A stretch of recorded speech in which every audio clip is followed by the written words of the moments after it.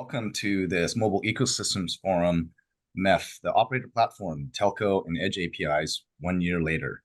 So I'm Doug Makishima, moderating the panel. I'm the MEF advisor, but many of you know me from industry, where I serve both at EcoBlocks and Summit Tech as Chief Sales and Marketing Officer. But for the purpose of this webinar and panel, I'll be representing MEF as an advisor. As many of you know, GSMA launched Open Gateway at Mobile World Congress 23 a little bit over a year ago. And just a year later, last month at MWC 24, we've already seen significant progress through more innovation, significant trials, and most importantly, commercialization. So let me share my screen.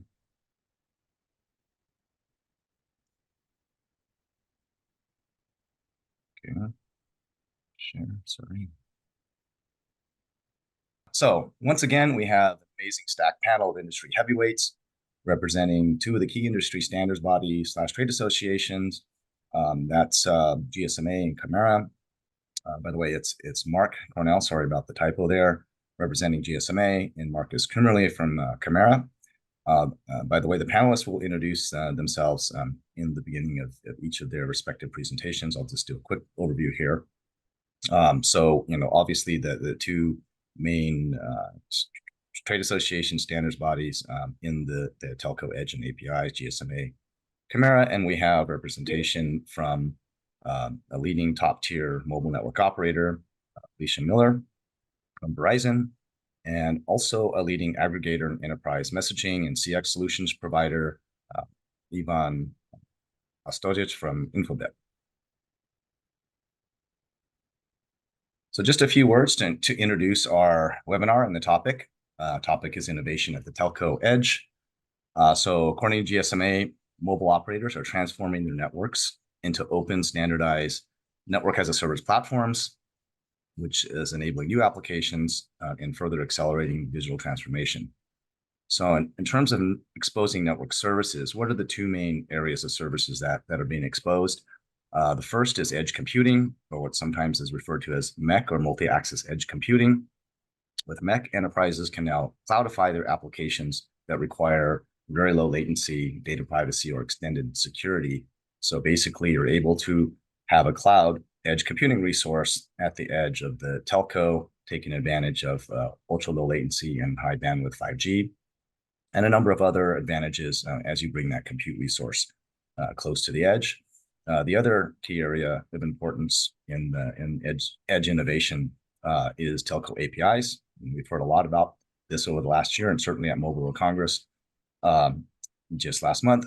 So network as a service APIs such as QoD, or quality on demand, device location, number verification, SIM swap, as well as a number of APIs for marketing business logic related services are enabling both new applications, completely new use cases and applications that benefit from having direct access to network resources, but also making existing applications more user-friendly, more secure, more performant. So just briefly, what has MEF been doing in this Telco Edge API space? So we don't yet have a formal program, but we're establishing an interest group initially, which will evolve quickly into a formal program. But we've been busy over the last year with webinars, panels, and some events. The first one, actually, this is kind of version 2, or 1 year later, as it's titled, webinar. The one in January of last year focused mainly on the Telco Edge Cloud. We had also representation from GSMA and Etsy, as well as Verizon and STL Partners, a leading analyst in the space.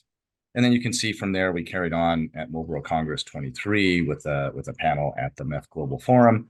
And then later, middle of the year at the Canada Leadership Forum, we had Cradlepoint Ericsson, AWS, and Bell Canada talking about Edge. And then just last month at MWC 24 at the MEF Global Forum, we had a very good panel with solid representation again across the whole industry, and this time adding in and focusing primarily on APIs. So with that, let's go through the panel presentations first, and I believe Mark, aka Mike, is up first from GSMA. So let me stop my share. And please, Mark, introduce yourself and then proceed with your presentation. Yes, definitely, Mark. Welcome to London, I think, from here, from the GSMA office. So we'll do a brief introduction into Open Gateway, what it is. I am the technical director for Open Gateway.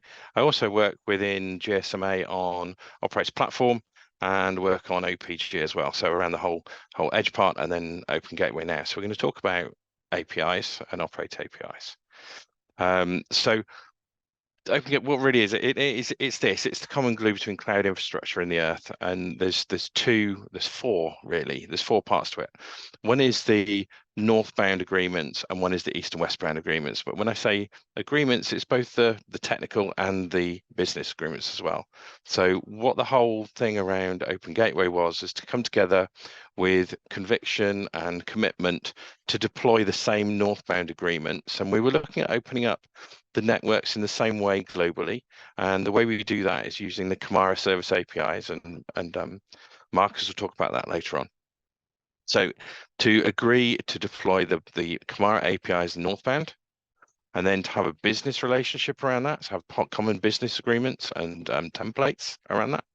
And then in the east and west, because we also have a problem that developers don't really want to go to every single operator. There's over 700 and something operators in the world. You can't have 700 plus contracts. So you really want to go to a small number of places to get your global coverage. So to do that, we have an East-West Federation, or we have an aggregation. And it was around the how do we do that technically, and then how do we do that in a business way. So in a technical way, we involve the TM forum, and in a business way, we look at GSMA and we look at our business requirements and our templates again. So it's around those business and how those business relationships northbound and east and west, and then technically how do we do it northbound and then east and west.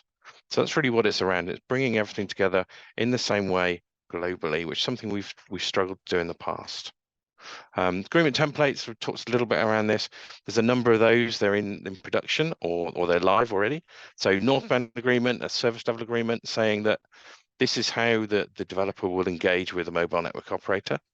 Then looking at the channel partner, so looking at the aggregation space and saying, well, this is how they will work. This is how you can expect an aggregator to make APIs available. Then also, lastly, looking at East-West Federation and Open Federation agreements to allow you to have one point of entry into a global ecosystem. Now, in terms of how we did that, there was an MOU that we started as of Mobile World Congress this year. That got to 47 operator groups, 239 network operators, really is global, and that covered 65% of the mobile connections, and they've signed the MOU. We're expanding that now. So that was aimed at operators, and now we're expanding it to say, well, let's look at the rest of the industry.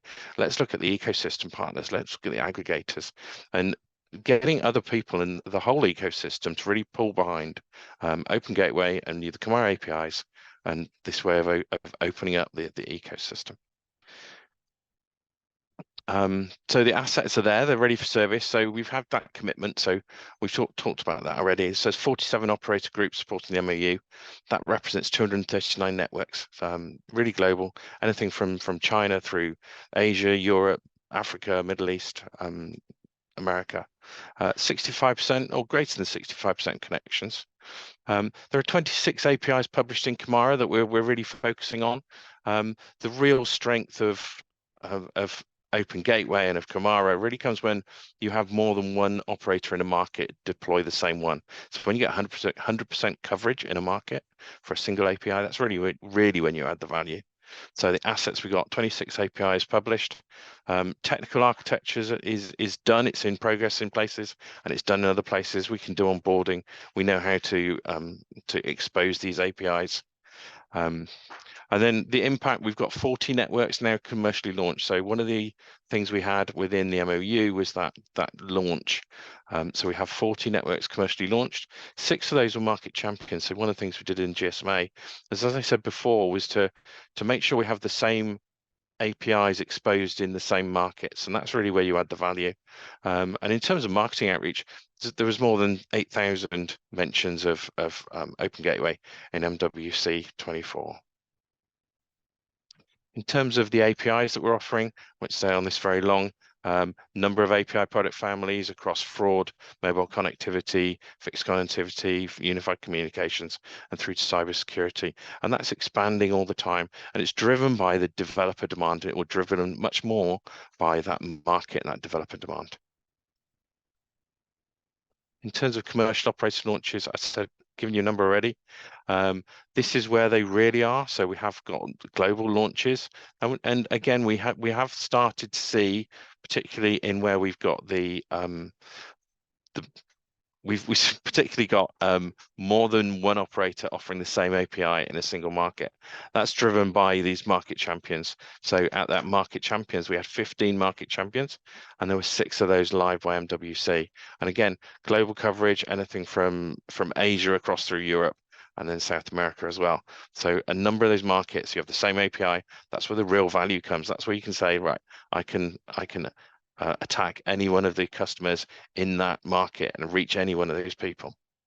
So those are the market champions as launched. So we're really at the point now of hitting that launch and hitting that availability that can now be turned into demand. Another thing that we're doing, which has been essential actually, is a certification. So we've got 13. So this is around making sure and ensuring, it's something we haven't done before, ensuring that the APIs that are released into the market are actually the same. We have that that North Star that whenever a developer wants to change their operator, they shouldn't have to change anything more than their login details. So we have 39 APIs in that certification program at the moment. It goes across 30 operators. There's 14 certified. In actual fact, this is the MWC numbers. In actual fact, we're up at 18 now. And what that does is gives you fast time to market, reduces the time and cost of integration, and increases the value. So that certification really drives the adoption of a pure CAMARA API rather than a nearly CAMARA API, which is what we don't want to do because that doesn't deliver what we need. And that's it. That's it from me. I think it's over. Next is Markus. Thanks, Mark. Yes, over to Markus from CAMARA. Brief introduction again, please, Markus. Yeah, then I start a short introduction. So hello, I'm Markus from Deutsche Telekom. Welcome to the call today. I had the great honor and the pleasure to start the API business in Deutsche Telekom and work from the first idea until now. And as we've very early identified that we only win together, that's the key requirement. We started reaching out to others, and that was the initiation of CAMARA. So my second head is CAMARA. And with that, I'm in here and would like you to give an update where we are in CAMARA. So let me share my screen and get hopefully the right one. So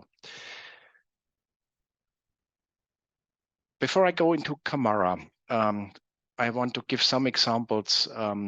What are the topics and the APIs we are working on? So the first group of APIs is using all the data which we as operators own. Excuse me, for Markus. example, could you switch to presentation mode if possible? Then I share the wrong screen. Sorry, yeah, it's a little bit difficult, but now hopefully it's better. Yes, thanks a lot. Perfect. Good. So the first example is using the location of devices, and that is a very interesting use case for our logistic companies. So we have a lot of questions about it.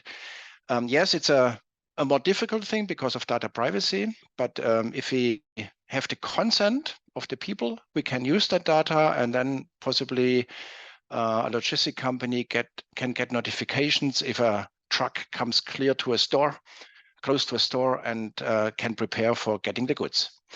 Also, it's a good thing for IoT. So for IoT devices like a drone, it's a good possibility to get a location where the drone has been before it crashed. And so you can go there and find the parts and hopefully get the expensive load of it. So that's one big use case. But combined with that location is the fraud area. I think Mark mentioned it already. So fraud is a very interesting case for us because we have a lot of data about the subscription, about the devices and the phone calls and all this traffic data, and can help to avoid fraud. We also know how many devices are in a certain region. You can see it in the middle. So it's a good possibility to make some traffic jam warnings, or also in Corona times, it was a good possibility to identify crowds. So that's also a good use case. And yes, we also know our network. So we know the congestion there and can prepare applications to it. For example, the video transmission. So if a cell is congested, then we can trigger an application to send in SD quality. And if the cell gets more empty, then we can switch to HD. Or another case here is, for example, teleoperated driving. That is also very interesting to see what is the route of the car and what will be the situation in the network to remotely control my car to be prepared. So that all about our use cases using the data which we as telco have. The second group is also a very interesting one. It's a group of APIs where we actively can influence the behavior of the network. So like quality and demand, it's possible to change the priority of a data connection, for example, to get better latency, to get more bandwidth. And that could be very interesting for special use cases. So like police, the fire workers, ambulances who are driving towards hospitals to transmit the data of the injured persons. So a lot of use cases around it. And also, I think it's possible for remote control of any object. So like teleoperated driving to improve the connections, like controlling drones or HEVs in plants. So a lot of use cases around that. It's an interesting feature. In the middle of the bottom, you can also see we are able to wake up devices and to send it to sleep. That is interesting for the IoT area, so to save energy of the devices. And even in crisis management, so we are able to block communication if that is required for specific use cases. So a lot of use cases, a great variety, and all these are scope of CAMARA. But what was the idea behind? So we very early learned that we will only be successful and have scalable business if the APIs are available in all the network, in all the countries. So this seamless success, that's really key, and that enables scale. That was one driver. And the second is simplicity. So the typical developers today don't want to dig in all the telco stuff and all the details and all the slices and cells and network IDs. They want to have it simple and easy to consume and just come to us and tell us, look, for my data connection, please provide me the best latency you can. And we do the rest. So this simplicity was the second driver. And the third one was the APIs should be easily accessible. So that was the point where we decided not to go via SDO to standardize the APIs, but doing it open source in an open source project. That have been the main drivers. In the meantime, I would add one more, that is keep it simple. So one of the success factors of CAMARA is that we really focus on the API definition, only this little piece, and have other organizations help us with the rest of the ecosystem. And so like Open Gateway, Mark presented, Open Gateway focuses on the distribution channels of the standardization of the distribution channels. And the third in this circle is TM Forum. They are helping also with the management APIs. So, and to align this ecosystem, we have created a white paper with the GSMA, with TM Forum, and with the Linux Foundation, CAMARA, how we work together. And in this little picture, you can see the core of the alignment. So on the bottom, you can see the telco exposure platform of the operators. On the top, you can see the end customer. And the question is, how do we bring the APIs to the end customer? A lot of telcos already have own portals, and they bring the CAMARA APIs through their portal to the end customers. But the idea is for the operate things like the catalog management or the onboarding of users or the billing rating, we use the existing APIs of TM Forum. That are the red ones. So in the same architecture, we can also use to work with hyperscalers and aggregators. So CAMARA APIs are going through to the end customers, and to connect the telcos with the hyperscalers and aggregators, we use the existing APIs of TM Forum. The aggregators and hyperscalers have one additional thing. They can build own products and sell these to the end customers, and that's this purple line here. So that's additional path to sell the APIs. And this is the clear alignment here. We can do it also a little bit more complex, just to show it to you. That's the complexity behind, but all that is hidden behind the nice CAMARA APIs, just to give you a short impression. So CAMARA was initiated in 22, 1 year before Open Gateway, with 22 partners. In the meantime, it has grown dramatically.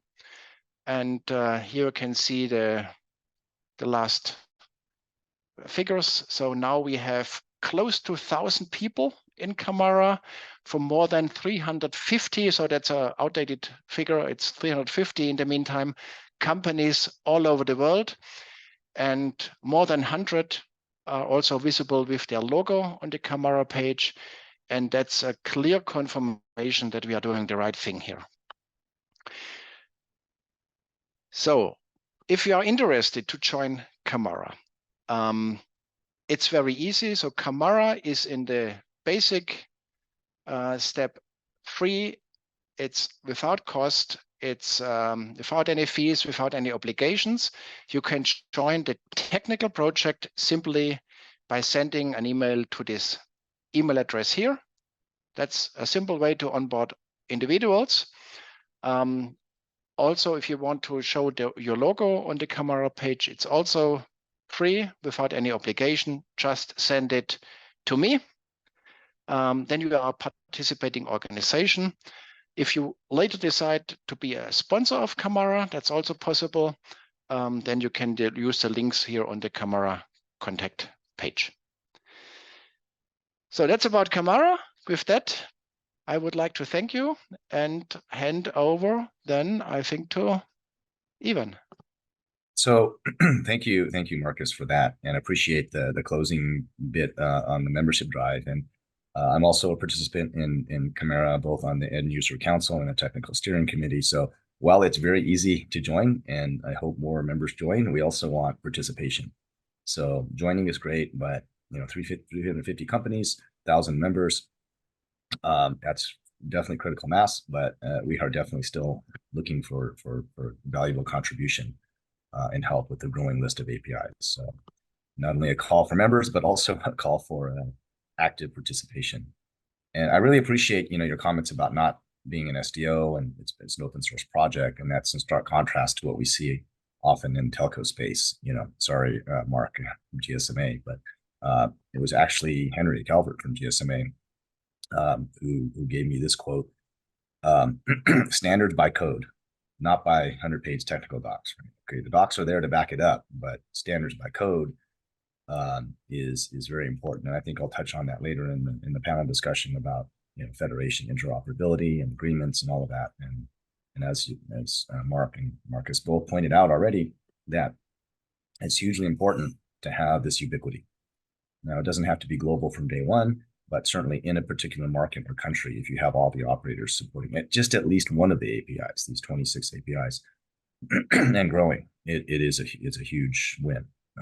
It's not necessary to support all of them. If you have a particular problem or use case you're trying to solve in a region, that can be solved by just 1, 2, 3, 5 APIs.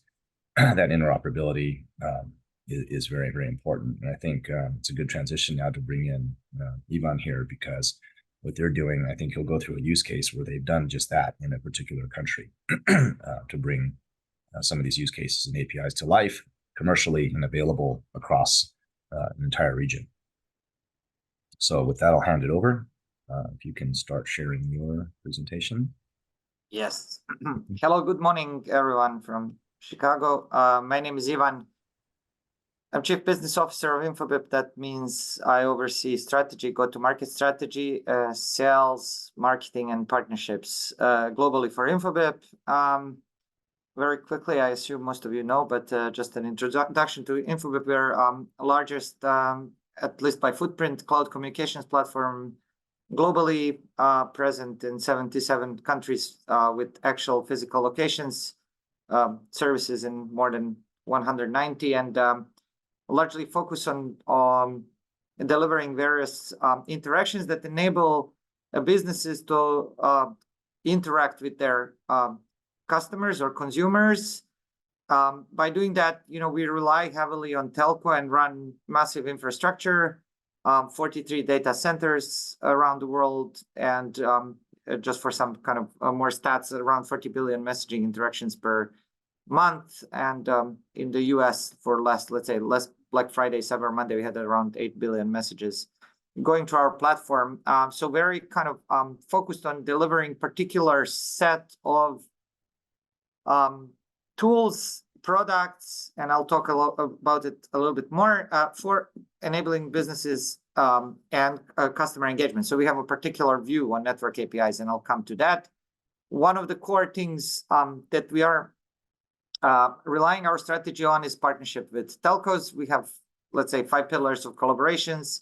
So we have a very strong core telco layer with connectivity, SMS, voice, RCS, and now, as you see here, mobile identity. We're starting to add in that layer network APIs that then we try to expose through our platform in order to enable wholesales, in order to enable telcos to monetize their products, and in order to kind of build B2B partnerships where we combine our and telco products to go together on the market.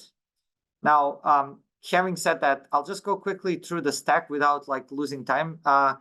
This is typical stack of a CPaaS provider. I mean, some have it more filled, others have it a little bit less. I think we're full stack, so probably ours is one of the most complete ones. But as you see, there is a core telco enablement where we connect at the moment more than 850 carriers directly into our network. And then in addition, we connect also chat app providers like WhatsApp, Google with Google Messages for Business, Apple with Apple Messages for Business, and so forth.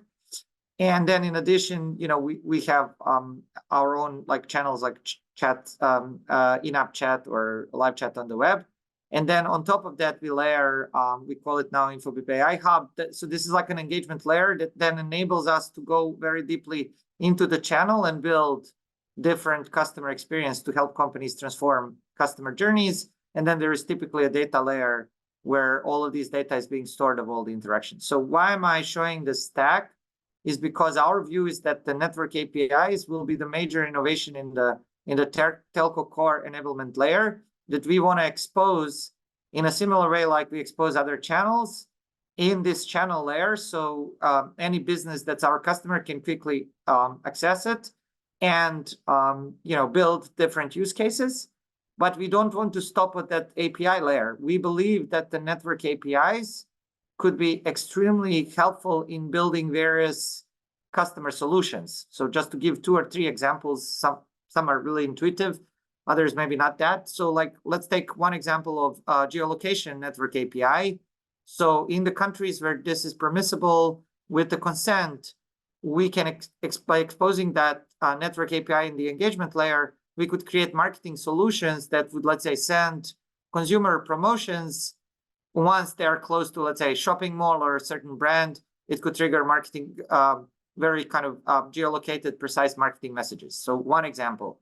Other example is, and this one might be a little bit less intuitive, for example, quality on demand API. So imagine ride-sharing apps like Uber, and imagine a big jam during a football match in the United States or soccer match. Euro is coming soon. And, imagine consumers cannot order Uber because they don't have, enough capacity on the network. So with the network quality API, theoretically, we could allocate higher quality to that app at the moment when the consumer is trying to call the car and enable them to go through the network, for example. So just like this more theoretical example, we haven't implemented this one. We're in conversations about it as a hero case. But I just want to say that we can build various engagement solutions for various industries using these network APIs, and that would, in our view, unleash huge commercial potential. And so going back on how, just one short slide, how this works from our view, and I'm pretty much aligned with all the slides that were shown before. So in principle, we as, let's call it CPaaS or cloud communication providers, we already have established path how we work with telcos.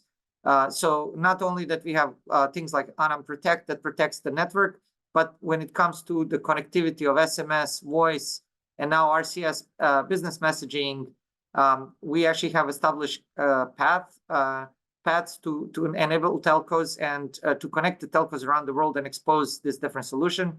CAMARA is extremely important for us because it standardizes everything. And then we can really kind of just plug in those network APIs within existing infrastructure that also has billing and that also has routing and analytics and so forth, and very rapidly expose these to businesses who can and developers that can start building use cases on already existing platforms. So in other words, putting in existing infrastructure, it'll speed up adoption dramatically. So that's what theory. Now let's go for 2 minutes to practice, and then I'll stop there. So I wanted to do a deep dive on a use case that we've done in Brazil, and this was a major carriers in Brazil, Infobip and Open Gateway collaboration. So this was actually quite a difficult project for us because in order to be commercially successful with network APIs, our estimate is that you need to have around 80% of network coverage for businesses to be interested. So the people who are buying. Otherwise, these are all just nice pilots, but it won't scale. So the first step we had to do is to connect major telco players in Brazil, so TIM, Claro, and Vivo, and to agree. Luckily, we had CAMARA, so we actually agreed on a standard, and to agree on which network APIs we would prioritize to build together. And we started with silent mobile verification. I'll show you on the next slide how that looks. And then we started expanding SIM swap, device location, and we actually built a standard network APIs across, together with telcos co-created, for the purpose of customer engagement across these carriers, and we exposed it in our platform. But not only that, we actually had a joint go-to-market model approach, and we already have several customer live and more are coming, and we actually sort of achieved improved security for these customers, faster time to revenue for telcos, and we actually with our CPaaS layer we enabled now businesses to start expanding number of use cases, combining messaging solutions with network APIs. Now let me just show you concretely what we've done there. I'll just play this short video. This compares standard 2FA verification process with the network API silent verification. So as you see, using network API, we can very rapidly sort of verify that the device belongs to a person who's trying to log in and let them go through into the platform. Otherwise, we can do failover to 2FA if there is any suspicion.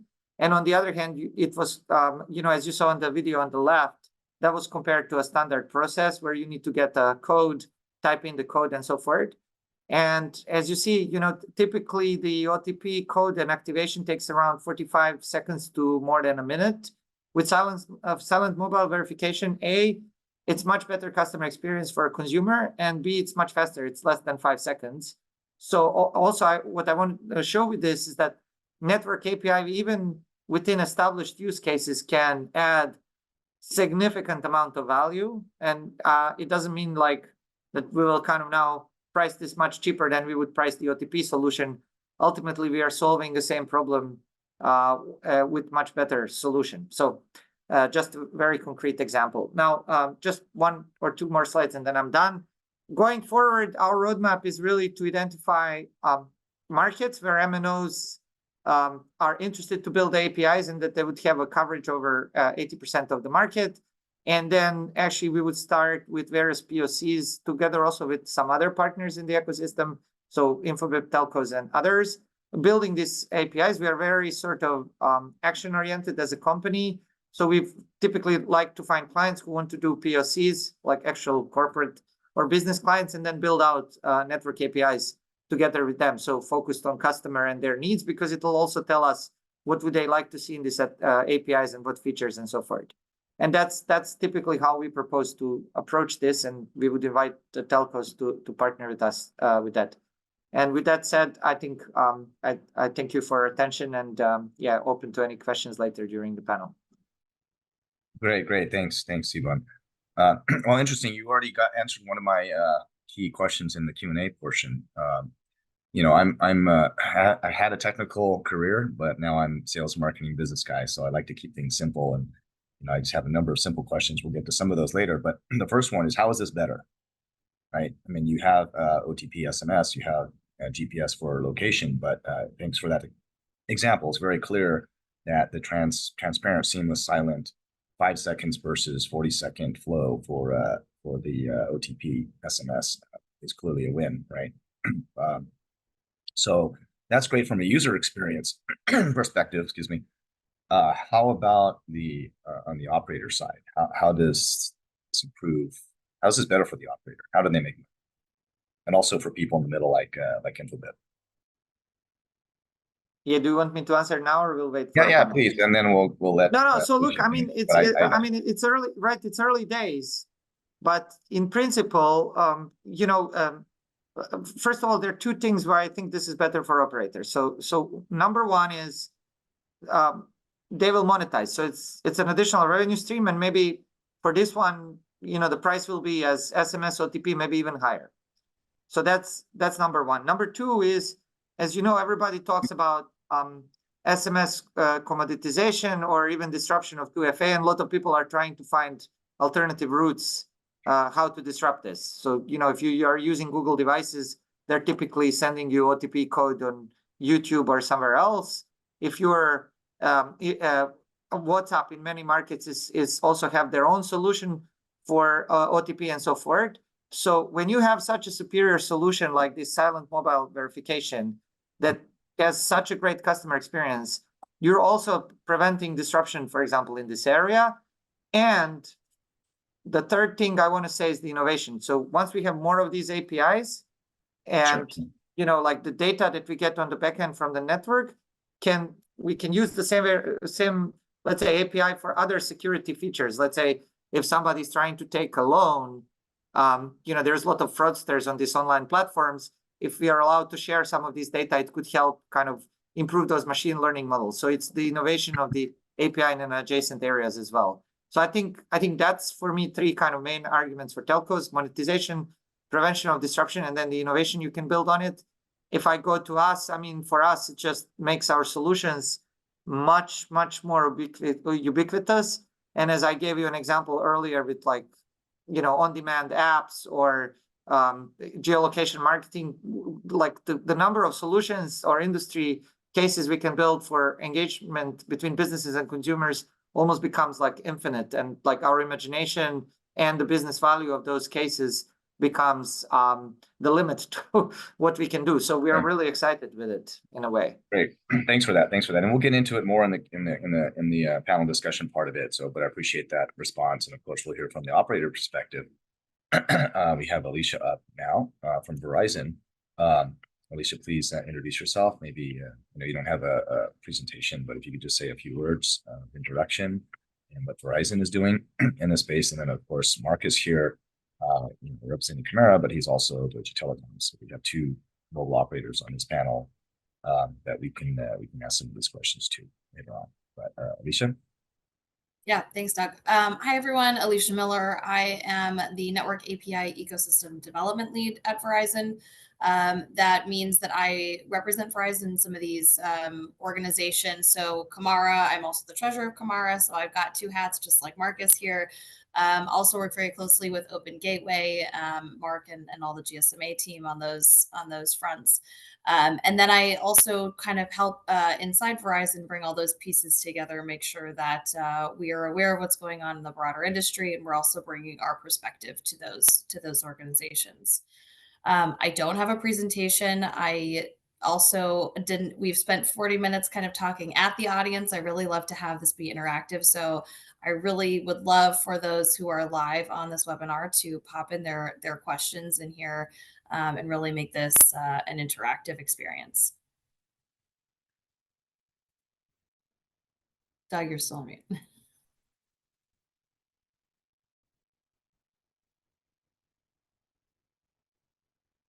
Okay. No. Thanks, Alicia. Thanks for that. Okay, so I think Mark, I love that slide and that statement, cloud to earth, both extremely lofty in the cloud, but also extremely grounded to earth. But big goals indeed. But let's talk about what's happening on the ground, actual implementation. We've heard from what Infobip is doing in Brazil. Both Mark and Markus gave some examples, some case studies along the way. But I'd like to hear more about what's actually being implemented. The standards making or the quote-unquote sausage making is interesting, but what we all want to see as end users, consumers, as enterprises, as operators is how to improve user experience. Yes, how to bring new applications to life, but of course, monetization is very important. All the new businesses here, so customers need more value, but for that value, hopefully you can extract some kind of a sun to keep the lights on and keep growing. So, who would like to pick up here first? Talking about again what's happening on the ground. Let's give some examples of real world use cases and commercialization. So probably I'll take the first one of that, and I don't know if someone will follow on. So certainly within the certification side, where we're seeing the people coming to us is to certify SIM swap and the number verification.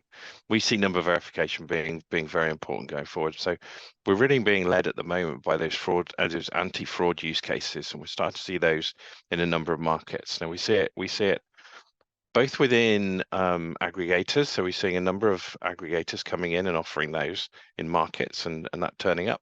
And we're also starting to see, particularly in Asia at the moment, where we're seeing federations of that. But I think the lead at the moment is anti-fraud, and that's being led really with the number verification and then the SIM swap API. So those are really the ones that we see starting off in terms of the first use cases that people say they're doing, and we're seeing live deployments of them. And they're all up on the GSMA website. So as people tell us that they've launched, we put them up there, and they've got some examples up there. So maybe I go next. I totally can confirm, Mark, what you said. So I think we have now the situation that on the API side, on the standardization side, we are fine. So the operators see the value. CAMARA is established. So this layer, I think, is done. Now we have to go for the next layer. That's the aggregation layer. And we need the players who take that role and bring the APIs into the market. So happy to see Infobip here, and even, but we need more for other regions. So that's the important thing for now. And by that, we also have to solve the legal things. I think that's one of the main issues in the moment. It's good to have a clear regulation, and Europe and especially Germany is well regulated. A little bit too much, I would feel. We have to find the right way.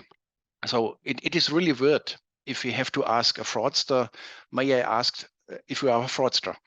So and at that point we are, so we have to go into the discussion with the authorities to find the right way, the right balance here. And especially for this fraud market, it's a very important market. It's a good starting point for us. I totally agree. But for that, we have to get the alignment and the right harmonization and balance here to make this successful. Agree with what everyone has just said. Certainly in the US, and certainly what Verizon is doing is focusing on these anti-fraud use cases as well. SIM swap number verification, silent network authentication are all ones that we're focusing on right now. But to your point, Markus, about the regulation, it's really, really different region to region as well. So there are some things that actually Europe right now is doing much better than the US. And in the US, there are some things that are really just up in the air right now that the FCC is looking at that, you know, we don't have decisions on, that's actually kind of preventing us from moving forward with some of these CAMARA APIs. So would add that, you know, the regulatory environment, it has a huge impact on how telcos can go to market and with which APIs. Interesting. Yeah, I had not considered that. Ivan? This is indeed interesting. Like I think we kind of I'm going to take a step back and go up on kind of 30,000 feet. So I'm like we are taking a little bit top down and bottom up approach, and what I mean by that is that like we have several really large telco partners where we are really deep in discussion actually with their strategy groups, where we are mapping like the use cases for network APIs and thinking, you know, how can it improve, where is the business value and so forth. So that's like more top down and then some prioritization. And then bottom up is like literally at the same time, because we are very entrepreneurial, we're looking for clients that would pilot this because it's developed. I mean, we believe that this technology innovation is done best when you're really working with the client hand in hand, because you learn most. So at the same time as we're kind of prioritizing use cases, we're seeing where is the interest across the broad portfolio of our clients, and then finding taker for the early cases, and that gives us some also sentiment where will be the most kind of demand, and that's why the fraud, as Mark mentioned, came first, because that's where people were really interested in. But I think now as we are getting more and more like network APIs and CAMARA is standardizing, I'm expecting to see the expansion. So that's a little bit how we are trying to drive this, because once we are done with this process, we'll have both the strategy, but then also already proof of values with customers in a way in the major markets. And we will understand the complexity and the legal complexity and complexity bringing everyone on board, but also implementation complexity into their systems on the other side. Yeah, I think fraud is a huge problem in our industry, and I really can see that, you know, it's a key pain point to solve it. It's solving a negative problem, solving a problem, right? It's huge economic value. It provides a better user experience because you're taking away the negative experience. So definitely can see that. What about delight points? We always talk about pain points, addressing pain points, you know, but in terms of innovation, what can we do differently, better? That's exciting. That's some use cases that actually delight versus just taking away pain. Any examples that come to mind? So maybe I also start with that. My view is in the moment we have only the starting point. So we have the first, again, technical APIs available, but it's only the starting point. And I want to take this example with quality and demand. So customers are coming to us not, can you give me quality and demand? They are coming, look, here is my data connection. Can you improve it, that it is more reliable, that I can get more bandwidth, that I can get a lower latency? And how we solve it, it's our part. And it begins at the device. So we have to optimize the latency on the device, then doing the exercise in the RAN, considering low latency slices or prioritization, all the capabilities what we have. Then looking to the exchange point to the internet, so doing some traffic influence and bringing it in a dynamic view to the best exchange point. And then looking on the edge cloud topics, possibly some devices are in a home Wi-Fi network where we have to the optimization via router, and putting it all together then creates the API which provides low latency. And that's the vision, and that's the way to go. So we are only on a starting point, and there is a lot to come, but we need the end users for it, telling us what they really need. I really appreciate that, the QoD example. And I think, you know, any of the identity examples as well, because it highlights why telco. You know, we talk about telco APIs. Why is it important that it's the telco? It's the network. What's the advantage? And the key advantage, again, as I said at the top, you know, expressing network functions as a service. And, you know, so this is a clear advantage over any just on the internet, you know, over the top service. So I definitely agree that this is how operators, you know, can finally take advantage of network assets that have largely gone unmonetized and underutilized. So yeah, that's definitely clearly understood. And still looking for delight points. Maybe we can come up with some as we go forward. But I agree, we have to start somewhere, and solving these big problems, which have huge economic impact and value across the whole chain, from the end user to the telco, is a great place to start. You know, going back to the, yeah, sure. Sorry, go ahead. In the Q&A, I don't know if you want to. Yeah, I saw it. We can let me just put a pin on that, and we'll address it maybe in the next few minutes. But I wanted to talk more about interoperability, because, you know, again, we're talking about the network advantage, and the network has certain visibility. You can actually control the network. There's some things that can provide an advantage to the app developer, to the enterprise, yielding new applications and better user experience, you know, reducing pain points like fraud. But there's also the issue of, you know, I don't know what's the number, Mark, of networks worldwide now. It's in the 400 or 500, right? So I think more than that. On that, okay. So over 700, I think. 700, but you know, over that. Therein lies the problem too, right? So we talked earlier about you have to have, you know, 100% of at least one API. I think even your number was 80% to make it worthwhile for enterprises to sign up, right? So I noticed GSMA. I noticed Mark you talking a little bit about certification in your slides. You know, in terms of regional network coverage, interoperability is important. Federation agreements, certification, and even roaming. You know, so you know how you have coverage of the 3 or 4 major operators in the country. That's great, but people like me and Ivan that, you know, live on airplanes, you know, there is a significant amount of roaming traffic happening. So maybe just a few words on this whole issue of interoperability, agreements, certification, maybe more for Mark. So I think at the moment we really need to go towards that scale deployment. Your question about roaming, a lot of time, and many of these APIs that we've already done, if I want to ask a question about Doug Makishima, whether he's in UK or the States or anywhere else in the world, I still go to your home operator. They'll answer whether your SIM's been swapped. So a lot of them still go back to home networks. As we go to further stuff, then yeah, we're going to need to do roaming with local breakout. That's going to come.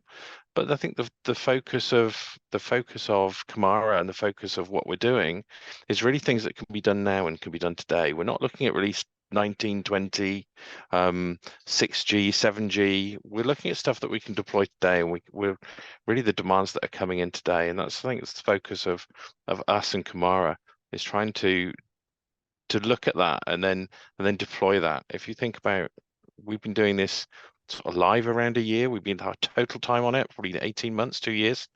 This is really fast. This is really quick adoption for telco. This is at web speed, and I think that's really where we are. And that into working, that is all part of the design. So CAMARA's been designed with it. The Open Gateway's been designed with it. We've looked at the onboarding questions. So we looked at how do we manage to put in the systems that are there and can cope with the most difficult environments, regulatory environments, but then also you can be flexible enough and then work well when there's a less regulated environment. So it's coming. So if I can add also some points, if you simply think an operator as an aggregator for other operators, you can easily use the same standards for the federation like we use it for the aggregation. And that's the basic idea behind. So from the technical side, we are prepared, but the question is, what does the market do? And it seems in the moment that aggregation is much easier than federation, because for federation you have from 700 to 700, so it's 700 in square. You can imagine how much contracts you need. So aggregation seems to be the easier way and faster way, and so in the moment, that's the way forward.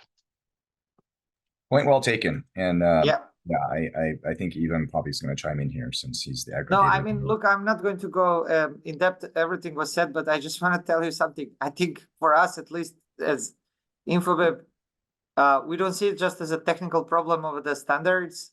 Honestly, I don't know how we fix that, but that's like a kind of a legal problem. Signing contracts with one telco takes sometimes like more than 9 months. Like, and if I need to get 3 of them like to align and active in the market, it could take us like a year and a half just to get the legal paperwork and stuff done. So I think we need to somehow work all together to streamline that process. Otherwise, adoption will take infinite time. And we are seeing this same problem with other things like RCS and stuff. So especially if there are multiple parties involved, like not just like, let's say Infobip and Telco, but like Google or whatever. Sorry, wanted to add that, although it might sound trivial to everyone on this call, it's a real problem to some extent to gain speed. I don't want to throw a wet blanket on this, amazing progress, as Mark said, 18 months, 12 months, the title of the webinar is, 1 year later, right? But I just wanted to bring it up as a problem that needs to be addressed. And it sounds like the standardization is there and federation is possible, but, solving through aggregation initially makes sense. We have a question live. Okay, looks like Alicia did answer in the chat, but we did talk about, we just brushed on regulation. So I wanted to bring this question up in the panel. Can the panel address the enterprise onboarding process, user account switching between MNOs, and enforcement of regional/national laws for user consent management, PII, et cetera, et cetera? So Alicia, thank you for your comment in the chat. Anybody have anything further to add on this topic? Yeah, I'll add something. So the slide I also showed with like how we work with SMS, RCS together with telcos, and that's maybe a little bit selfish answer, but actually all of the same problems we had to solve, let's say when it pertains to SMS, because in some jurisdiction you are not allowed to retry SMS, in others you are allowed, and if the business can send the SMS to a consumer and they didn't receive it, there is like a time that when you are allowed to retry, and then after you're not, and it's really different, and the onboarding is different. So it's very similar process that we have with network APIs. And I would say let's use as much as we can those frameworks that we already had to work out, especially global players like us around the world, because some of that part was solved by technology. So we allow sort of through an API to configure what's allowed, what's not. And some others, it's through service wrapper around it in a way. And I think I'm confident once we have, network APIs active across different jurisdiction, using the same framework we are using for aggregation of communication channels, we'll be able to solve a large part of these problems.